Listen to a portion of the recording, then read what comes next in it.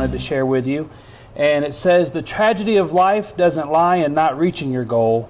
The tragedy lies in having no goal to reach. It isn't a calamity to die with dreams unfulfilled, but is a calamity not to dream. I couldn't imagine that. It's not a disgrace not to reach the stars, but it's a disgrace not to have stars to reach for. Not failure, but low aim is the sin. Benjamin Elijah Mays. I thought that was very powerful.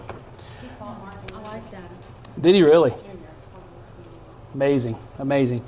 Well, my name is Dongrove, and I've been in sales and sales training for many years, about 17 years. And I was actually a district sales manager for Avon up in Virginia. Started in Richmond, and then I handled Bristol and Abingdon and those areas as well. And I really want to thank Paula for allowing me to come to her meeting tonight.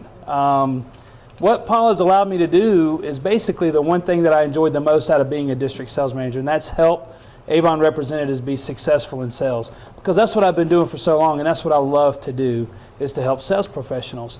But the first thing I want to do before I get into that is, earlier Paula talked about when you get down on yourself or you get down on the business, or if you're just having a bad day. Have anyone ever had a bad day? Raise your hand. Raise it high. All right. Has it ever had to do with an individual or a group of people that caused that? Raise your hand high. Okay. I'm going to show you how to fix that, and it's a quick pick-me-up. So everybody has to stand up, though. This is the interactive part. Easier for some other than others. I understand if you can't. I'm going to try to, it might help me a little bit. Okay. Now, the guy that did this with me is actually one of the greatest motivational speakers that I've ever seen, but I saw him so long ago, I don't remember his name. I believe the first name was Steve. But the first thing is to do a little thing with your hands. So everybody standing up, everybody look at me. I want you to go like this, straight out, and then bring it in. All right, do it again, all the way out, and then bring it in. Now, don't do the hands yet, but I want you to say something for me. I want you to say, you can't steal my joy. Steal my joy. All right, now we're going to combine it. You can't steal my joy. All right, everybody together. You can't steal my joy. Okay? So next time somebody comes to you and they cause you to have a bad moment or a bad day, feel free to do that. Sometimes I do it right in front of the person that's causing me to have a bad day. So that's something that should help you have a pick-me-up instantly if you're having a bad day or a bad morning. I hope that helps. More than likely, they're going to bust out laughing, or you're going to eat the situation or something. Yeah, Exactly. What's wrong with you? Exactly. So another thing I wanted to point out, that as you're building your business, one of my favorite sales trainers that I've ever seen speak, I've seen him live and I've seen him on many videos, is Zig Ziglar. And one of the things that Zig Ziglar said that I've always appreciated from him is fake it till you make it. That means stay positive. Know that you can achieve your goals and dreams, because that's what tonight is about, is goals and dreams. Now, a little bit more about myself. I want to tell you guys, when I was a district sales manager for Avon, one of the things that impressed me the most was the women that I met who really wanted to do Avon. And what I realized whenever I was a district sales manager is that so many women go through what you guys have talked about tonight, and what I've actually experienced personally. My wife, from our second child on, and we have 5, so for the last 10 years, my wife has been a stay-at-home mom. Raise your hand if you've ever done that. Okay? Now, I have never said from day one, my wife doesn't work, because I know that that's one of the hardest jobs in the world. And one of the things that I found that Avon does for especially stay-at-home moms is it empowers those women. It empowers you to do the things that you want to do. We mentioned earlier that one of you wanted to make sure that your husband wasn't the only breadwinner. One of you wanted to make sure that you were providing for your family as well. What a lot of stay-at-home moms find is exactly what my wife found, was a loss of identity. And when my wife started feeling that way, I felt horrible.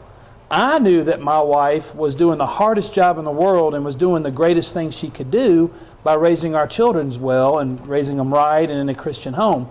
But she couldn't see that.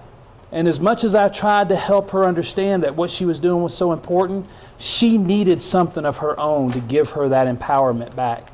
Before that, she was a professional. She worked. She made her own money. Everything was completely different. And I felt so bad that she had lost her identity. And I tried so hard as a husband to fix that. And I was just so grateful when I worked for Avon to be able to help other women feel that way. And I hope I can help some of you be successful at it tonight, talking about some of our training.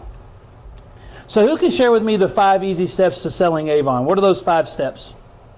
Anybody know number 1? 5 steps to selling Avon. 5 steps. I think it's the 5 simple steps or the 5 easy steps to selling Avon. The first one was what? Approach. Right? You got to approach somebody, be it friend, family, or stranger. Who here would be just deathly afraid to approach a stranger? Raise your hand. Nobody? Awesome. The Huh? The shy crew stayed home. I got you.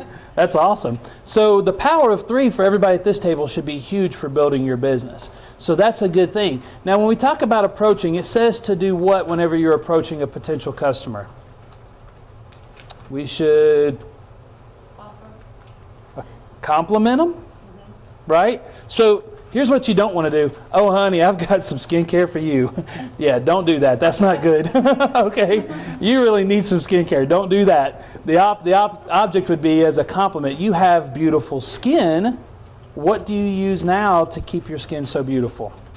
So that's a good approach, right? A compliment, and then we're asking a question. And that's really what I want to focus on tonight for just another few moments is number 2, which is to determine your customer's needs by asking questions.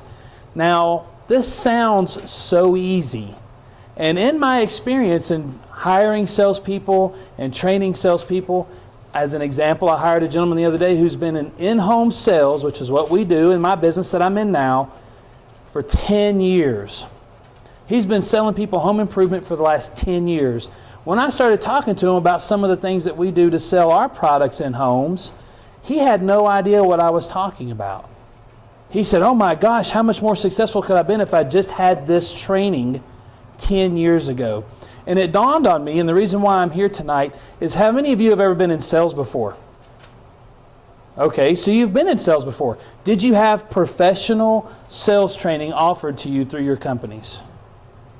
No. And how long have you been in sales on average, would you say?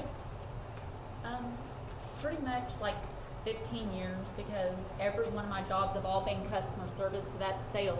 Yep. I just had to teach myself. 15 years? 15 years, okay. So 15 years of theoretically sales experience in any given thing, customer service or whatever you've been selling, no professional sales training.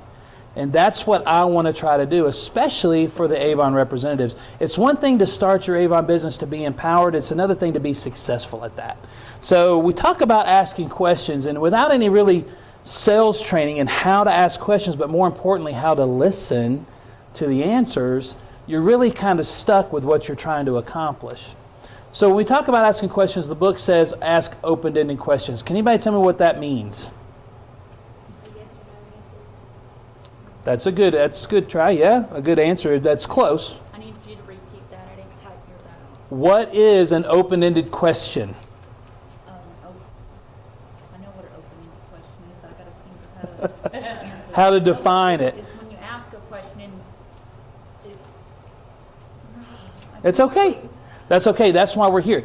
An open-ended question is designed to draw out a lot of information. A closed-ended question, which you were close, is the yes or no. So as an example, how was your day today? That's a closed-ended question. And your answer is? good. That's Bad. right.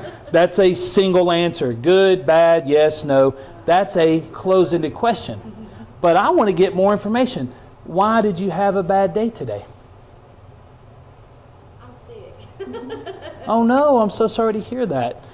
What's wrong? So if you'll see one subject, how was your day? Bad. Why was it bad? I'm sick. What's wrong? These are more probing, digging questions. Now with Avon, that can be, your skin is so beautiful, what do you use now?